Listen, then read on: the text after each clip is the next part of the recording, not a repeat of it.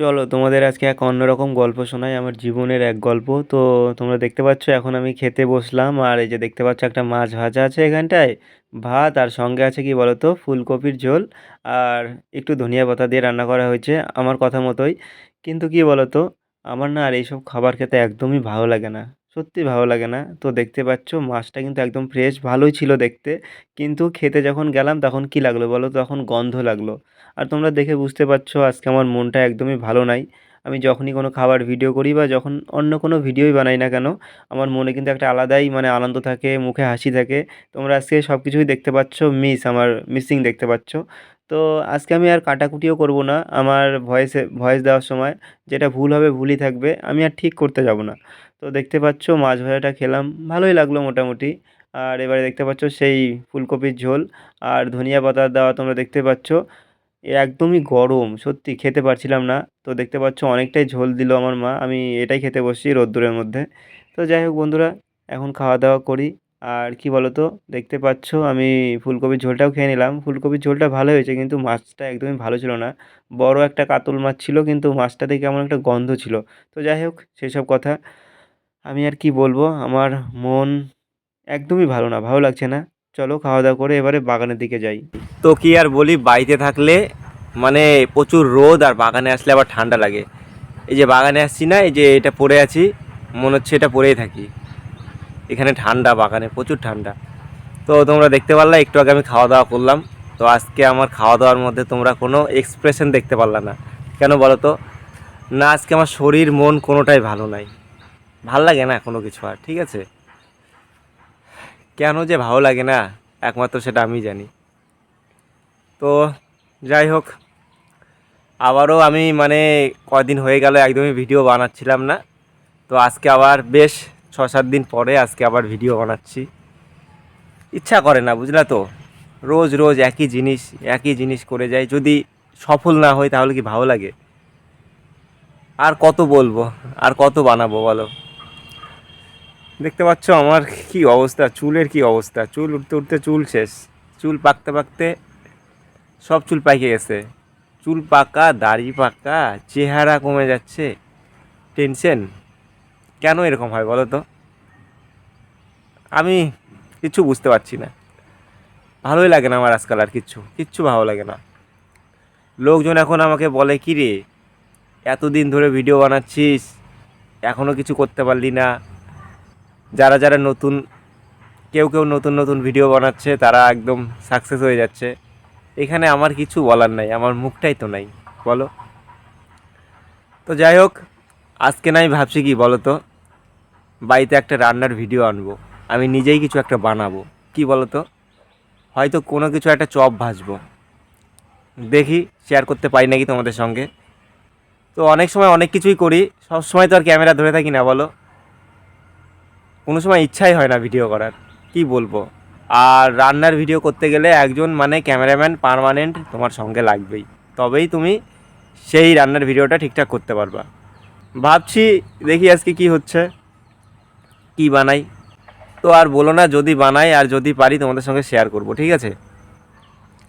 তো যাই হোক, শীত কিন্তু একদম চলে আসছে, ঘোরতোর শীত, রাত্রে খুব শীত, সকালে খুব শীত, শুধু দিনের বেলা করে এখনও রোদটা হচ্ছে, তার জন্য একটু বাঁচা, ঠিক আছে? কবে যে এই রোদটা চলে যাবে তার কোনো ঠিক নাই, তার কোনো গ্যারান্টি নাই। তো যাই হোক, তোমাদের ওদিকে কেমন শীত পড়ছে আমি জানি না, আমাদের এদিকে কিন্তু ভালো শীত পড়ে গেছে, ঠিক আছে? আর আমাদের এদিকটায়, আর আমাদের এই সাইডটায় একটু শীতটা বেশি পড়ে। আমার আবার শীতকাল খুব প্রিয় না, সত্যি ভালো লাগে না, কত কিছু পরতে হয় বলো তো। আর গরমের দিন হলে জাস্ট একটা হাফ প্যান্ট, একটা হাফ গেঞ্জি পরলেই যথেষ্ট, এনাফ, আমি তো মনে করি সেটা। তো ভাবছি আজকে আবার একটু সেলুনের দিকেও যাব। কি বলবো, চুলগুলা পেকে একদম পুরো সাদা হয়ে আছে, একটু কালার কুলার করতে হবে ভাবছি, দেখি হয় নাকি। আসা হয় না বাগানের দিকে এখন বেশি, শীতকাল তো, শীতকালে বাগানে একটু কাজ কমই থাকে, বাগানে আসলে ঠান্ডা লাগে, তার জন্য আসা হয় না। আর আজকাল সেভাবে মন মেজাজ কিচ্ছু ভালো থাকে না, তার জন্য কিচ্ছুই ভালো লাগে না। আজকে ভিডিওটাতে আমি এই কথাটা কতবার বলে ফেললাম, তো আজকের এই ভিডিওটাতে আমি কতবার বলে ফেললাম, আজকে আমার কিচ্ছু ভালো লাগছে না, কিচ্ছু ভালো লাগে না। তো আমাদের বাগানটা কিন্তু এখন একদম চুপচাপ সাইলেন্ট। আর আজকে হচ্ছে আমার ভাগ্নির রেজাল্ট, ও গেছে রেজাল্ট আনতে, জানি না রেজাল্টের কি খবর এখনও চিন্তা হয়। ভাগ্নির রেজাল্ট তাও চিন্তা হয়। ভালো পড়াশোনায় যদি ভালো রেজাল্ট হয় তবে তো ভালো লাগবে, তবে তো সার্থক বলো। আমি আবার ঘুরে ফিরে একই জায়গায় আসলাম, একটু হাঁটাচলা করছি। একটু আগে ঘুম থেকে উঠলাম, এই মোটামুটি কটার দিকে ঘুম থেকে উঠলাম বলো তো? 9:45টার সময়।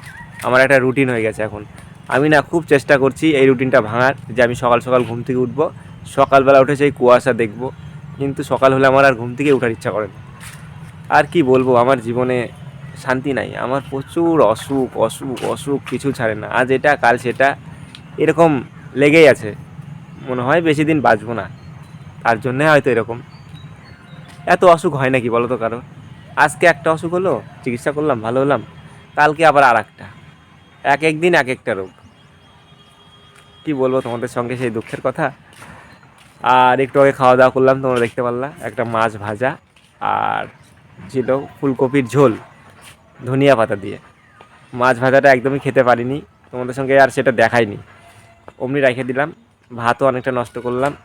কি বলবো, কোনো কিছু খাইতে পারি না এখন আর, সব নষ্টই হয় বেশি। কোনো কিছু মুখে স্বাদ লাগে না, যতই ভালো করে রান্না করো ভালো লাগে না।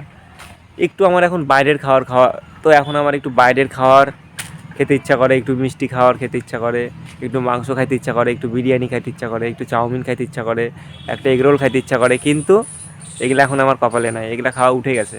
সব ডাক্তারের বারণ, প্রায় 4 মাস থেকে সব বারণ শুনে আসছি। কি বলবো, আর দেখি কতদিন এইভাবে চালাতে পারি আমি নিজেও জানি না। খুব খারাপ সময়, খারাপ পরিস্থিতির মধ্যে দিয়ে আমার এখন দিন যাচ্ছে, বুঝতে পারলা? ভালো লাগে না, কিচ্ছু ভালো লাগে না, কিচ্ছু ভালো লাগে না বলো। একঘেয়া জীবন হয়ে গেছে। কোথাও ঘুরতেও যেতে পারি না। ঘুরতে গেলে ধরো কি বলো তো, সবাই বলে চল কোথাও ঘুরে আসি, কেন যাইতে পারি না? সবার সঙ্গে ঘুরতে যাব, সবাই আমার সঙ্গে বসে খাবে আর আমি না খাইয়ে থাকবো, ওটা না সহ্য করতে পারি না আমি। তার জন্য আমি ঘুরতেও যাই না। এর জন্য কিন্তু বাইরে ঘোরাফেরার কোনো ভিডিও তোমরা দেখতে পাচ্ছ না। সবাই বলে চল যাই চল যাই, ঘুরে আসি, পিকনিক খাই। আমি এক কথায় আমার উত্তর কি বলো তো, না আমি যাব না, তোরা যা, তোরা পিকনিক খা। পিকনিকে আমি কী খাবো? সব কিছু বারণ, তাহলে কী খাবো?